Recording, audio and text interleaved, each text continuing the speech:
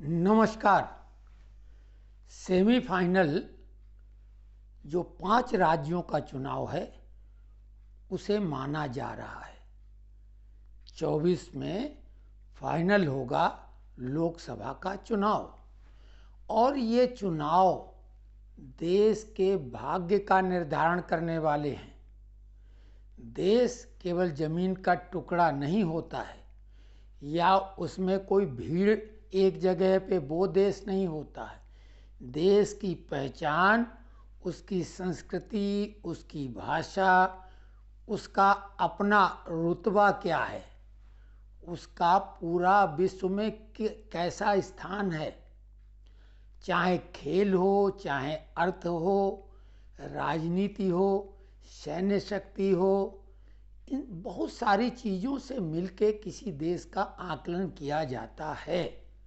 और आज देश जिस बुलंदी पर पहुंच गया है कि पूरे विश्व में भारत के नेतृत्व का लोहा हर कोई मान रहा है, सिर्फ देश के विरोधियों को छोड़कर।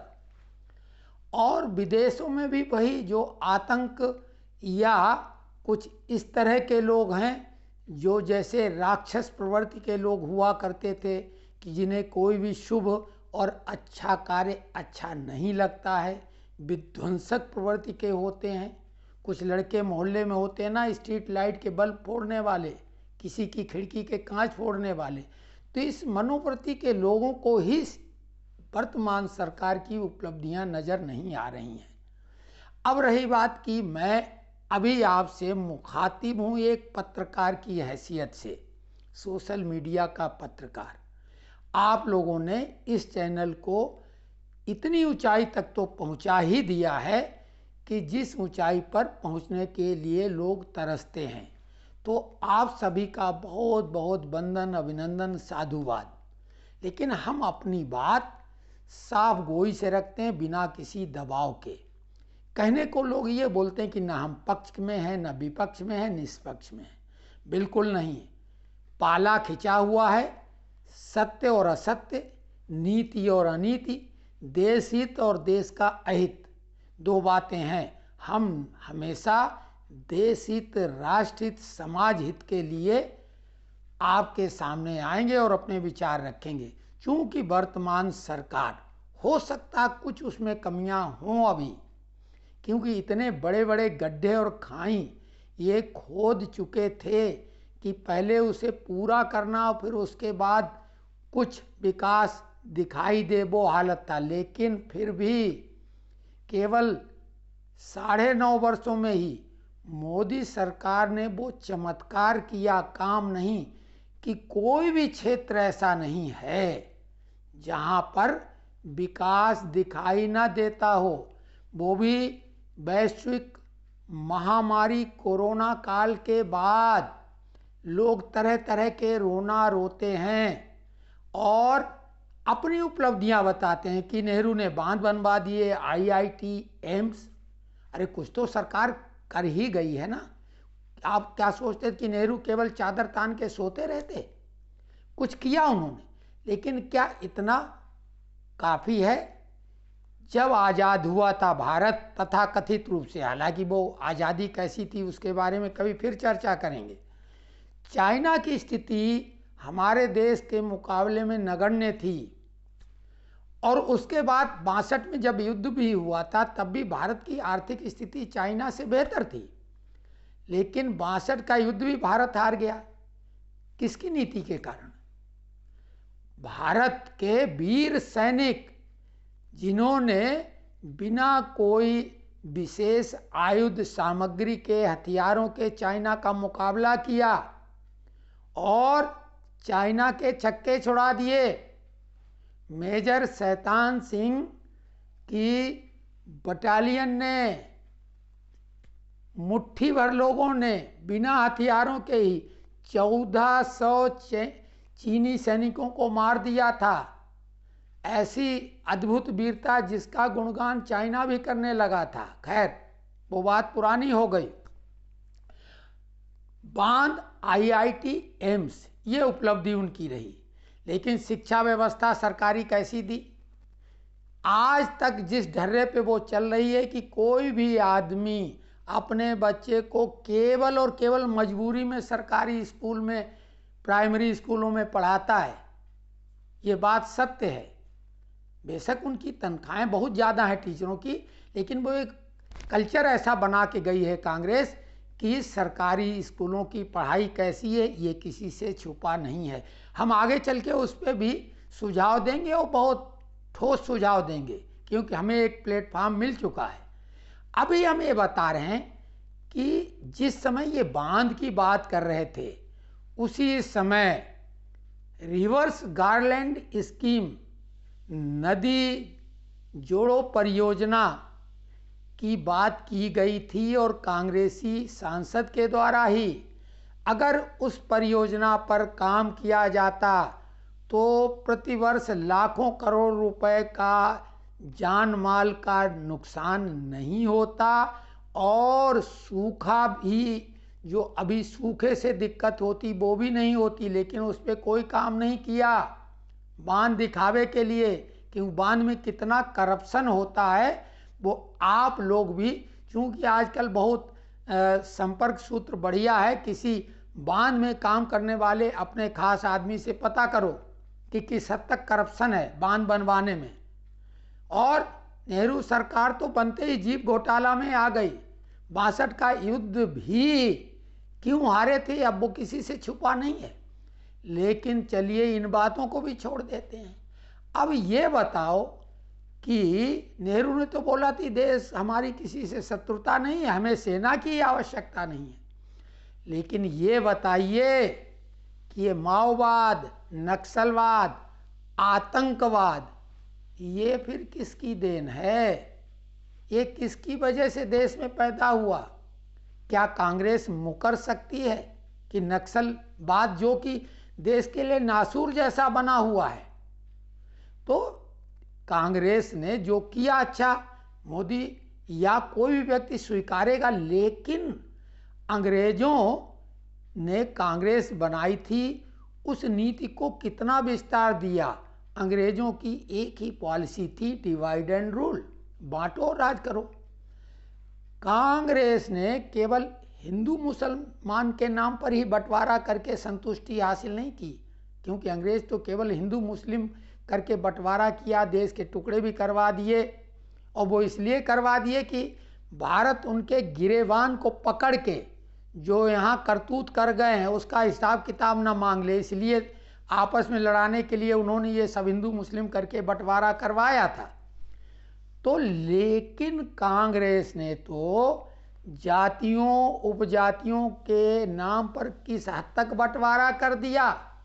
और आज देश में स्पर्धा किस बात की चलवा रहे हैं ये लोग? जनरल है यानी सामान्य, वो पिछड़ा बनना चाहता, उसके लिए आंदोलन करवाए जाते हैं। भाई कोई आंदोलन अपने आप तो नहीं हो जाता कि सुबह जगे और हमने कहा आज ये आंदोलन करेंगे। इसका सूत्रधार तो कोई होता है, कोई न कोई, ये साथी लोग सूत्रधार होते हैं। तो जो सामान्य है वो चाहता है कि वो ओबीसी यानी पिछड़ा बन जाए। जो पिछड़ा है वो अति पिछड़ा, एक नया बना दिया टर्म, अति पिछड़ा बन जाए। अति पिछड़ा है, होड़ लगी है कि वो अनुसूचित जाति का बन जाए। और कुछ लोग एसटी बनने के लिए यानी अनुसूचित जनजाति बनने के लिए आंदोलित हैं। आप ये बताओ, प्रतिस्पर्धा होती है, हमेशा उसके साथ एक शब्द जोड़ा जाता है, स्वस्थ प्रतिस्पर्धा, जिसमें व्यक्ति अचीवमेंट, कुछ अच्छा बनने के लिए, कुछ वाहवाही के लिए, कुछ दिव्य भव्य उच्च, इसके लिए होता ना, अपलिफ्टमेंट के लिए। लेकिन इस देश को कांग्रेस ने कौन सा कल्चर दिया कि उल्टी दिशा में दौड़ लगवाने के लिए। और किसके लिए? सरकारी नौकरियों में रियायत के लिए। अरे उसकी पूरी असलियत तो जान लो, वो नौकरियां हैं कितनी, सरकारी क्षेत्रों में नौकरियां हैं कितनी, किसको कितनी मिलेंगी। लेकिन फिर भी आज हम उस विषय पे भी बात नहीं करेंगे, क्योंकि हमने सेमीफाइनल और फाइनल की बात की है। जो राजनीतिक मैच होने वाले हैं बेहद आवश्यक हैं, जो देश का भाग्य तय करने वाले हैं। तो आपको कांग्रेस जो अब हताश उदास बिंदास, उन्होंने केजरीवाल से एक फार्मूला एक तो सीख लिया, फ्री फ्री वाला रेवड़ियाँ। मजबूरी में भाजपा को भी, क्यों भाई उसे भी राजनीति करना, तो उसको भी मजबूरी में वही फ्री फ्री वाला अनुसरण करना ही पड़ रहा है। लेकिन ये जो अभी जातिगत जनगणना का झुंझुना बजा रही कांग्रेस और घमंडिया गैंग, इंडिया अलायंस, आप ये बताओ इससे किसी को क्या हासिल हो जाएगा। मान लिया कि किसी एक वर्ग में जिनको फायदा मिलना है, विशेषकर ये पिछड़ा वर्ग के पीछे लगे हैं, क्योंकि सबसे ज़्यादा संख्या उन्हीं की है, यानी वोट सबसे ज़्यादा है। तो आप ये बताओ कि पिछड़े वर्ग में कितनी जातियां हैं, क्या सारी जातियों का उनके आबादी पॉपुलेशन के हिसाब से प्रतिनिधित्व किसी भी तरीके से दिलाया जा सकता है? नहीं। 100% रिजर्वेशन भी कर दिया जाएगा तो फिर वो जो रिजर्व कैटेगरी वो आपस में लड़ेंगे। तो ये फालतू का सिगुफा है। मोदी देश को उस तरफ ले जा रहे हैं जिसमें जाति पाति नहीं, सबका साथ सबका विकास। और नौकरियां जनरेट करने के लिए चाइना कैसे तरक्की कर गया? प्राइवेट सेक्टर की दम से। दुनिया की बड़ी बड़ी कंपनियां चाइना में लगी, उससे चाइना में वर्किंग जो मैन आवर हैं वो वहाँ जनरेट हुए। तो बड़ी बड़ी कंपनियां मोदी की पॉलिसी की वजह से भारत में आ रही हैं, आ चुकी हैं और आ रही हैं। रोजगार के बहुत सारे अवसर पैदा हो रहे हैं जिसमें कोई जाति पात का फार्मूला भी नहीं है। फिर ये समाज को बांटने के लिए जाति पात क्यों?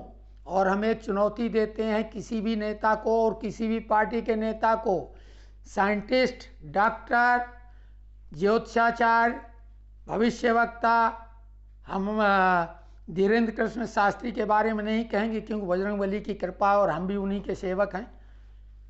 ऐसे लोगों के, हम दिव्य लोगों की बात नहीं कर रहे हैं, लेकिन ज्योतिषाचार्य जो तथाकथित टीवी पे आके शोभा बढ़ाते हैं, जो बहुत ज्ञानी वक्ता और पत्रकार आते हैं, वो साइंटिस्ट जो आते हैं, वो चाहे कहीं के स्पेस साइंटिस्ट हों, चाहे वो किसी भी लैब के हों, नासा के हों, कोई भी डॉक्टर हों, सड़क पर चल रहे कहीं से भी पकड़कर 10 लोगों को लाके और वो परीक्षण करके उनकी जाति भर बता दें, उस आदमी से कुछ बोला नहीं जाएगा, समझो उसके होठ सिले हुए हैं। और उसका जो भी वो परीक्षण करना चाहें, खून का एक्सरे, सोनोग्राफी, एमआरआई, जो भी करना चाहें कर लें और वो जाति उसकी बता दें। क्या बता सकता कोई? तो ये फर्जी बातें हैं। और नया इतिहास गढ़ा गया कि सवर्णों ने दलितों के साथ अत्याचार किया। भाई दलितों के साथ किया, अब ये ओबीसी के साथ तो नहीं किया। अगर आप गांव देहात से संबंधित हैं तो ओबीसी जो तथाकथित था 89 तक तो वो भी सामान्य थे और ये दबंग कहलाते थे। और समाज में ताकतवर और कमजोर, धनी और निर्धन, और जो वामपंथी विचारधारा है उसके अनुसार भी हैव्स नॉट, जिनके पास सब कुछ है और जिनके पास कुछ भी नहीं है, यही 2 कैटेगरी हैं, शोषक और शोषित। क्या कोई जाति वाला पर्टिकुलर इसी जाति का व्यक्ति उस जाति का शोषक है? अगर कोई व्यक्ति ताकतवर है तो क्या जरूरी है वो कि अमुक जाति का ही व्यक्ति ताकतवर होगा? वो कोई भी हो सकता है। तो ताकतवर और कमजोर समाज में 2 तरह के लोग हैं। लेकिन नहीं साहब, वोट के लिए समाज को बांटना है। और दूसरी तरफ आपको एक बात और बता दें, बेहद महत्वपूर्ण, कि ये जो इंडिया अलायंस है, विशेषकर कांग्रेस, इसके वायदे कैसे होते हैं? क्योंकि ये जिनका अनुसरण कर रहे हैं जिहादियों की, क्योंकि कांग्रेस मतलब जिहादी मानसिकता 100%। देश का बंटवारा भी जो है जिहादी मानसिकता से ही किया गया था, तो वो पूरा नहीं हो पाया पटेल की वजह से। नहीं तो ये पूरा भारत आज इस्लामिक बन चुका होता। 565 टुकड़े होते, पाकिस्तान ताकतवर था, वो अपने आप जीत लेता सबको और फिर वो सब मुस्लिम बन ही जाते। तो खैर वो छोड़िए। लव जिहाद एक नया शब्द है ना। लड़का लड़की से तरह तरह की मीठी मधुर लुभावनी तरह तरह के वायदे करता है और इस हद तक कि लड़की प्रभावित हो जाती है कि फिर वो आत्मसमर्पण कर देती है। बाद में दबाव डाल के धर्म परिवर्तन भी हो जाता है। लेकिन परिणति टुकड़े टुकड़े होने की, सूटकेस में पैक, या तलाक, नहीं तो शारीरिक मानसिक शोषण, यही चरम परिणति होती है। कई जगह तो लड़कियों को बेच दिया जाता है। कहाँ?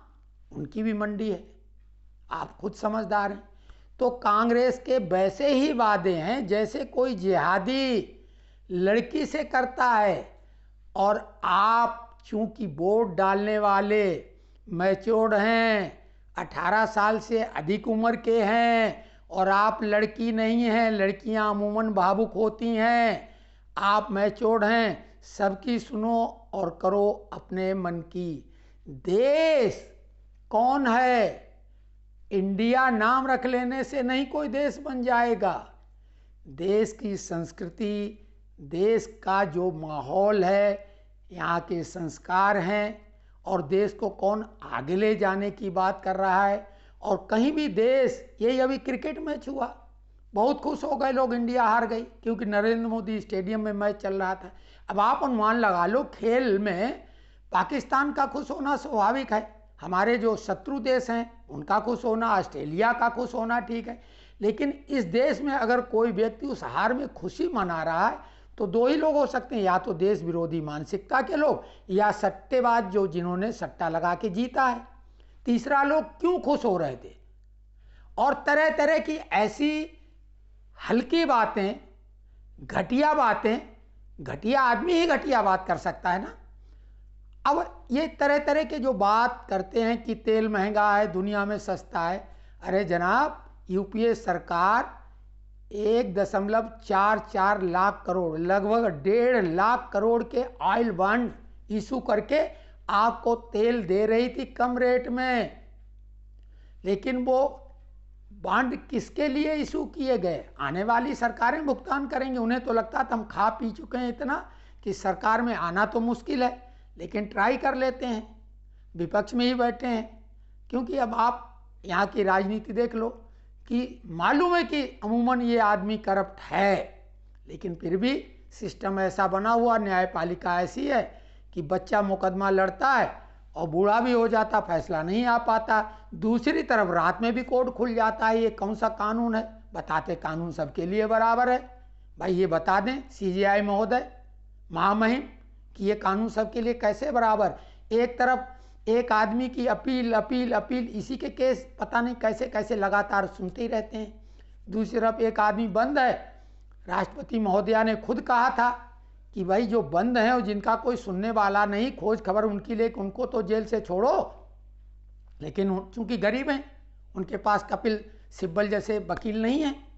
तो ये देश किस दिशा में जा रहा है? मोदी बहुत कुछ कोशिश कर रहे हैं और उन पे आरोप लगा रहे हैं। देखिए आरोप काहे पे लगते हैं? भाई भतीजावाद, पत्नी के लिए, जैसे कि दिल्ली में मैडम चीफ मिनिस्टर, बच्चे बच्चियां भतीजा, यही भाई भतीजावाद।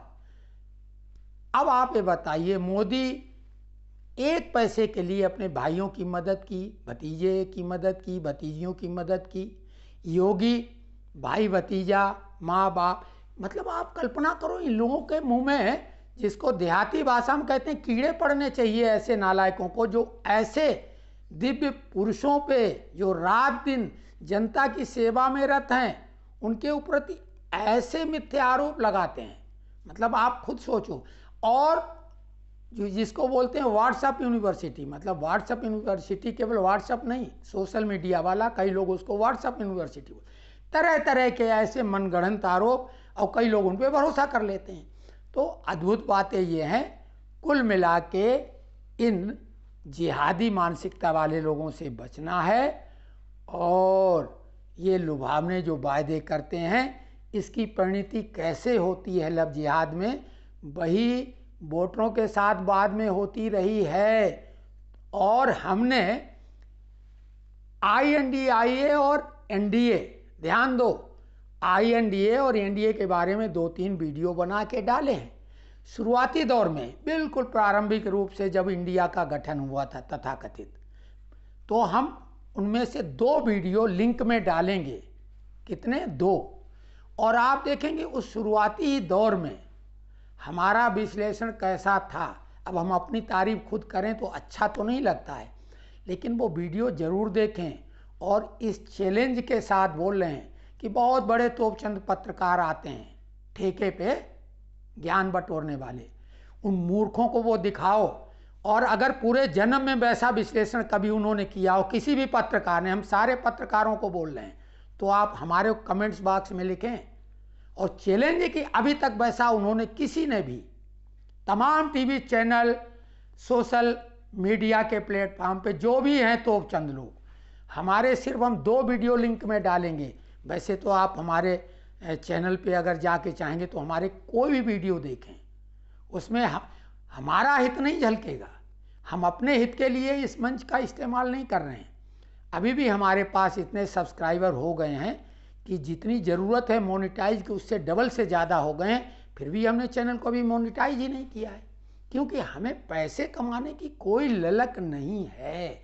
हम इस प्लेटफॉर्म का उपयोग करके आपको वो चमत्कार करके दिखाएंगे कि हमें तो छोटी सी गुंजाइश चाहिए। अगर हमारे अंदर कोई क्षमता होगी तो हम बदलाव ले आएंगे, या तो हम बदल जाएंगे या हम बदलाव ले आएंगे। तो हम आपसे वायदा करते हैं